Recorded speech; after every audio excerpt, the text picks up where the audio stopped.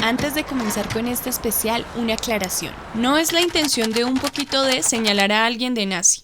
Los principios de Joseph Goebbels han sido materia de investigación desde que surgieron. Campañas políticas, marketing e incluso movimientos sociales se han visto influenciados por esta ideología, que nació básicamente de la observación de la sociedad a la que iba dirigida y de las técnicas para manipular su toma de decisiones. Nosotros trataremos de tomar ejemplos de varias posturas, con la intención de generar discusión al respecto, porque el propósito último de un poquito de está enfocado a construir un pensamiento crítico, no a partir de nuestra opinión, sino de los hechos que observamos y analizamos entre todos. Recuerda que las fuentes usadas están en la descripción.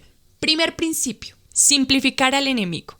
En Colombia tenemos un gran ejemplo de cómo esto ha sucedido. En un país tan rico en diversidad, en todos los aspectos, cultural, climático, biológico, de condiciones socioeconómicas, de rangos de edad, etcétera, etcétera. Este principio de la simplificación logró llevar al país a la total polarización. El enemigo único, el símbolo que definió una época: las FARC.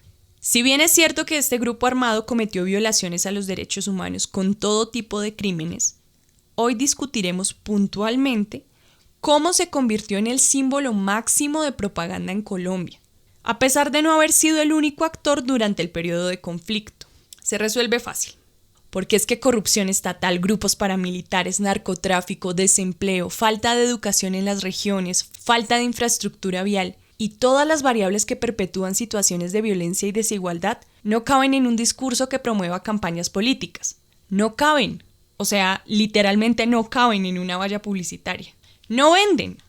Poner a los candidatos a discutir problemas complejos, hablarle a la gente de cifras, de estudios, escuchar expertos e investigaciones sobre las diferentes problemáticas que enfrenta un país, aburre. No vende. En cambio, sí, un discurso simplificado en un único enemigo vendía hace 80 años en la Alemania nazi y vende ahora. Por eso la necesidad de agrupar el enemigo en un único símbolo. Y por eso fue tan efectivo el discurso con las masas. Este principio de Joseph Goebbels en Colombia dio para 4 campañas presidenciales en los últimos 20 años. Aunque ya desde 1982 era parte del discurso de los políticos para ganar las elecciones, el combatir las FARC y otras guerrillas por una vía u otra, quienes más explotaron ese discurso como propaganda con las masas fueron los 2 últimos expresidentes. El primero, que prometía acabar con el enemigo por la vía militar, y el segundo, que prometía acabarlo por la vía del diálogo. Simplificación. Como si todos los problemas de una nación con 50 millones de habitantes se pudieran solucionar destruyendo ese gran enemigo, ese único adversario. Lamentablemente, el problema con la simplificación es que solo es un principio de propaganda, una táctica para vender un producto, que en estos ejemplos es más bien una idea, un símbolo que movilice las masas, que entregue discursos memorables para que un candidato sea elegido.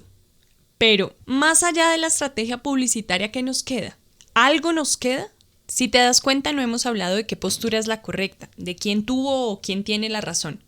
Porque contrario a la simplificación, en la realidad es un asunto bastante complejo, que involucra demasiadas variables, y no creo que haya una respuesta absoluta. Lo que discutimos es cómo la propaganda impacta en las emociones, en el odio, la venganza o la necesidad de justicia, o por el otro lado la esperanza, la fe en la reconciliación, la necesidad de justicia. Sí, 2 veces la necesidad de justicia, porque dependiendo de quién lo diga, la justicia cambia. No debería ser así, pero esa es la realidad que vivimos. Este fue apenas un ejemplo bastante sonado, eso sí, que llegó a separar familias, a dividir barrios, que nos devolvió a aquella época del bipartidismo. Pero básicamente fue eso, propaganda. Y si lo observamos desde la rigurosidad y pese a que muchas cosas han cambiado, otras continúan igual o peor. Porque cuando se simplifica el problema, se cae en el error de idealizar una solución absoluta. Surgen figuras mesiánicas y actitudes fanáticas, pero es propaganda, fría y dura propaganda.